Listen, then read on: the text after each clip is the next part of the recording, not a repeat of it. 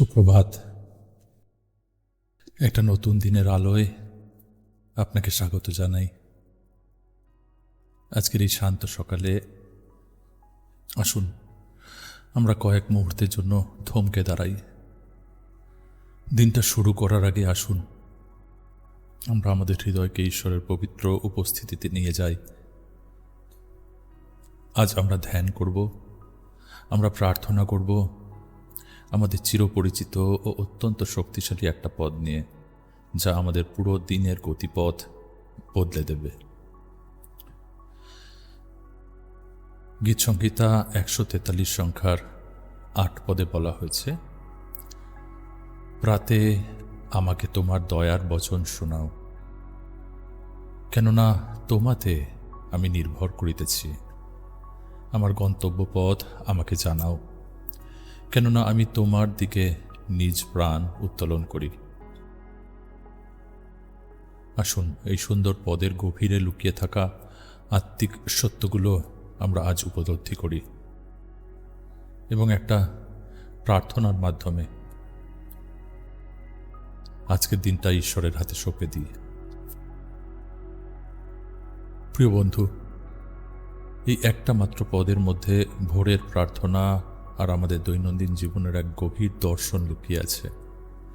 আসুন আমরা এই পদের 4টে মূল অংশ খুব সহজভাবে বুঝে নেওয়ার চেষ্টা করি। সকালবেলা ঘুম থেকে ওঠার পর আমাদের চারপাশ নানা খবরে, ব্যস্ততায় এবং চিন্তায় ভরে ওঠে, কিন্তু একজন বিশ্বাসী হিসাবে আমাদের প্রথম চাওয়া হওয়া উচিত ঈশ্বরের বাণী শোনা। এখানে গীত রচয়িতা ঈশ্বরের কাছে কোনো জাগতিক খবর নয়, বরং তাঁর দয়ার বচন বা অনুগ্রহের কথা শুনতে চেয়েছেন। সকালের প্রথম প্রহরেই যখন আমরা তাঁর করুণা ও তাঁর ভালোবাসার কণ্ঠস্বর শুনতে পাই, তখন আমাদের হৃদয়ে এক স্বর্গীয় শান্তি নেমে আসে। আমরা আমাদের দিনটা কার উপর ভরসা করে শুরু করছি? আমাদের নিজেদের শক্তি, বুদ্ধি নাকি সম্পদের উপরে? গীত রচয়িতা এখানে বলেছেন, আমি তোমাতে নির্ভর করিতেছি। এর মানে হলো সারাদিনের সমস্ত অনিশ্চয়তা, কঠিন পরিস্থিতি এবং কাজের মধ্যে নিজের শক্তির উপরে নয়, বরং ঈশ্বরের অবিচল শক্তির উপরে ভরসা রাখা। প্রতিদিন আমাদের অনেক সিদ্ধান্ত নিতে হয়, অনেক পথে চলতে হয়। অনেক সময় আমরা বুঝতে পারি না কোন পথটি আমাদের জন্য সঠিক। তাই সকালের শুরুতেই ঈশ্বরের কাছে আকুল আবেদন, আমার গন্তব্য পথ আমাকে জানাও। অর্থাৎ, প্রভু, আজ আমি যে পথে চলব, যে সিদ্ধান্তগুলো নেব, তা যেন তোমার ইচ্ছা অনুযায়ী হয়, তা যেন তোমার নির্দেশিত পথে হয়, কেননা আমি তোমার দিকে নিজ প্রাণ উত্তোলন করি। এটা হলো পূর্ণ সমর্পণের চূড়ান্ত পর্যায়। প্রাণ উত্তোলন করার মানে হলো আমাদের পুরো অস্তিত্ব, আমাদের আশা, আকাঙ্ক্ষা, আনন্দ, বেদনা আর সব পরিকল্পনাকে ঈশ্বরের চরণে তুলে ধরা। আমরা যখন আমাদের প্রাণকে তার দিকে তুলে ধরি, তখন জগতের কোনো ভয় বা দুশ্চিন্তা আমাদের স্পর্শ করতে পারে না। আসুন এবার আমরা আমাদের চোখ দুটো বন্ধ করি। আজকের এই নতুন দিনে আমাদের সমস্ত চিন্তা, আমাদের সমস্ত পরিকল্পনাকে ঈশ্বরের সামনে রাখি আর তাঁর চরণে নিজেদের সঁপে দিই। আসুন প্রার্থনা করি। হে সর্বশক্তিমান ঈশ্বর, আজকের এই সুন্দর শান্ত সকালের জন্য তোমাকে হৃদয় থেকে ধন্যবাদ জানাই। রাতের অন্ধকার কাটিয়ে তুমি তোমার অপরিসীম দয়ায় আমাকে এই নতুন দিনের আলো দেখার সুযোগ করে দিয়েছ।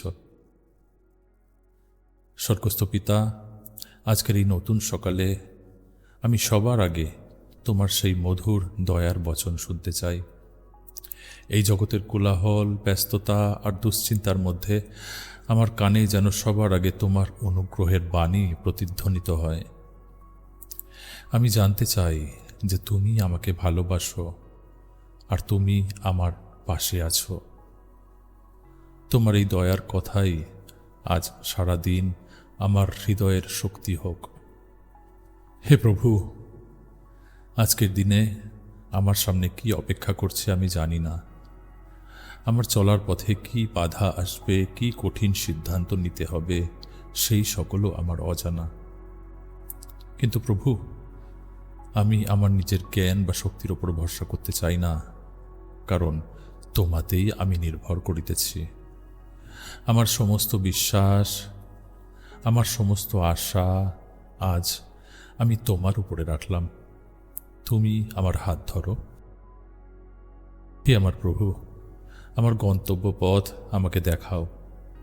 আজ আমার প্রত্যেকটা পদক্ষেপ, আমার কথা, আমার চিন্তা, সমস্ত কিছু যেন তোমারই পথে পরিচালিত হয়। যখনই আমি বিভ্রান্ত হই, যখনই পথ হারিয়ে ফেলার ভয় আমাকে গ্রাস করে, তখন তুমি তোমার সত্যের আলো দিয়ে আমাকে সঠিক পথটা দেখিয়ে দাও। আজ এই ভোরের শান্ত প্রহরে আমি তোমার দিকে আমার নিজ প্রাণ উত্তোলন করি। আমার এই জীবন, আমার পরিবার, আমার কাজ, আমার সারাদিনের সমস্ত পরিকল্পনা আমি তোমার চরণে সমর্পণ করছি। আমার মন থেকে সমস্ত ভয় আর উদ্বেগ দূর করে দাও। আমার প্রাণকে তোমার শান্তিতে পূর্ণ করো। আর সারাদিন আমি যেন তোমার সুরক্ষায় আর তোমার প্রেমের ছায়ায় বাস করতে পারি। আমাদের ত্রাণকর্তা প্রভু যীশু খ্রিস্টের নামে এই প্রার্থনা চাই, আমেন।